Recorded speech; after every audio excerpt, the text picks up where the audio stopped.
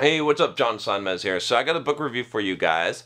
The book is called Presence. It's by Amy Cuddy. And if you're familiar with her, she's the girl who did the TED Talk on like the power poses and whatnot. So I think she did the TED Talk first and it was very, very popular. And then she decided to write a book about it. And she has a lot more research, right? This was just one of the things that she pulled out of her research. And she said something actually really good in the TED Talk that I like. That I talk about all the time, and I've called it in some other videos. I've said fake it till you make it, and a lot of people said why do you say fake it till you make it? But she said fake it until you become it, which I thought was really cool, right? I mean, because that's really what I'm saying when I say fake it till you make it, is fake it till you become it. I'm not going to rehash my whole drama and stories of faking it till you become it and why that's a good strategy. Check out those other videos if you want to hear about that. But it's such an important thing, I think, in life is to you fake it until you become it.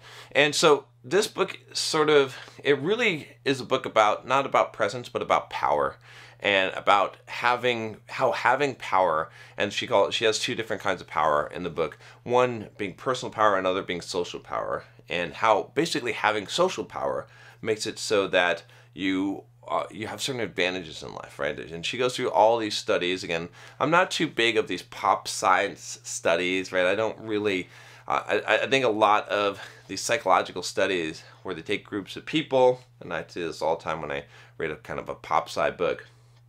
And they have this herd mentality, and they like assume that people act this way just because herds of people act this way, or it's not a good way to model like your life, because I want to be the one in the 100,000, and I want you to be as well, right? And we can, right?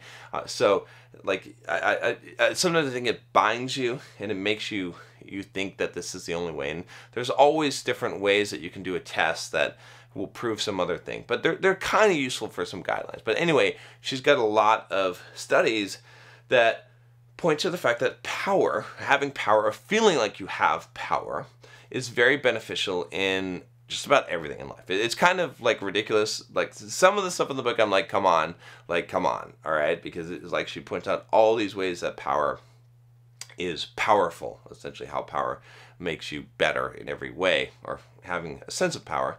And to some degree I agree, right? I mean, like, having a sense of power is definitely beneficial, right? There's no question about it. Like, feeling powerless is not going to help you at all. So, to some degree, some point, or to some amount, I do agree with it, and it makes sense. Okay, and like I said, there's plenty of studies to back that up, but it did get a little bit ridiculous there. So, but overall, I think the book is good, right? I think there's a lot of good content in there.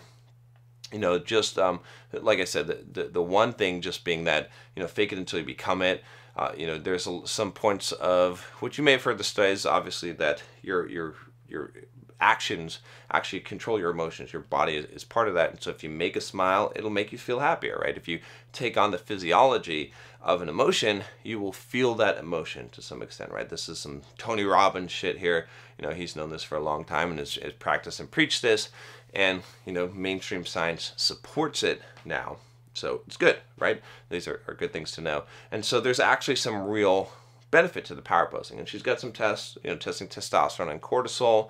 There's some good information on that in the, that the best combination is high testosterone, low cortisol, and she shows how doing some of these power poses, and these things will actually cause these biochemical releases and change your hormones, which is good. So it means that you actually have control over this. And even just envisioning these power poses in your mind is quite useful, because you're going to get a lot of the same effect. So one of the things I disagree with her is, though, she kind of is skirting this line where, and I hate when authors do this, but I mean, everyone has a bias, but she says, oh, but don't use these power poses, or these, don't take up space, she used the term not mansplain, or man spreading. Oh, fuck, such a freaking bigot term, right? It's so infuriating when people use bigot terms, and they think that just because okay, if you're a white guy, that you can be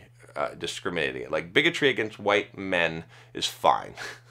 you can't really use that term and have someone take you seriously. But fine, okay, it's fine. All right, so she says that you shouldn't be taking up these power poses in front of people because it will intimidate them and they'll feel like you're trying to dominate them and whatnot. I totally disagree. I totally think that as a man, if you're trying to be a dominant man, that you should take up these power poses in front of people. And if they've got a problem with it, it's their fucking problem. It's not your problem, right? This is, I think there is a benefit to it. She was saying that you should do it ahead of time, like go into the bathroom, do your power pose, and then come out there powerful.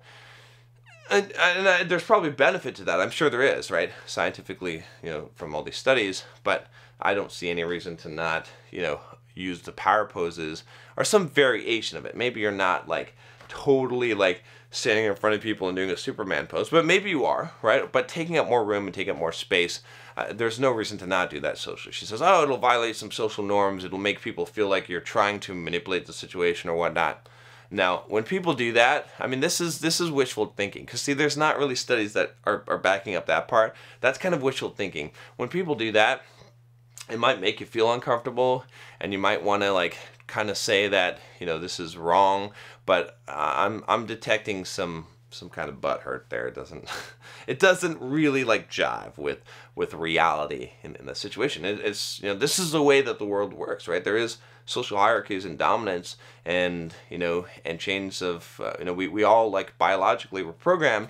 I think Jordan Peterson would agree with me. I'm reading through his book about the idea that we have hierarchies built in our brains. We're automatically going to sort ourselves into a hierarchy, and so making sure that we are projecting the place that we want to be in the hierarchy, I think there is some importance to that. So the other thing I tend to disagree with that she talked about in the book was the differences between male and female. She was kind of preaching this cultural conditioning type of thing, and I think that because she said that naturally power poses, for men, that even kids could identify these poses, and they said that these poses were man, like they used dolls to do this, and said this must be a man doll and this must be a female doll, and the kids got it like 95% of the time. I forget exactly what the stats were, but it was like ridiculous. Like kids that were 4 and 6 years old, they knew what was a man pose and what was a female pose, and she said it was cultural conditioning.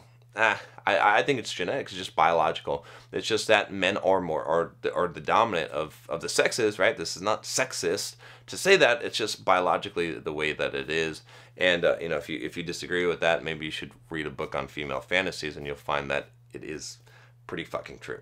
But hey, you're welcome to disagree, like I said, and I'm sure she would disagree. And it's just not politically correct to say that men in general, are like, they're more attuned to these power poses and act this way and take up more space, and that's just a biological phenomenon. It's politically correct to say that that is a cultural phenomenon, and gender is just a thing. It's just a label, and gender is just a cultural manifestation, which is so untrue.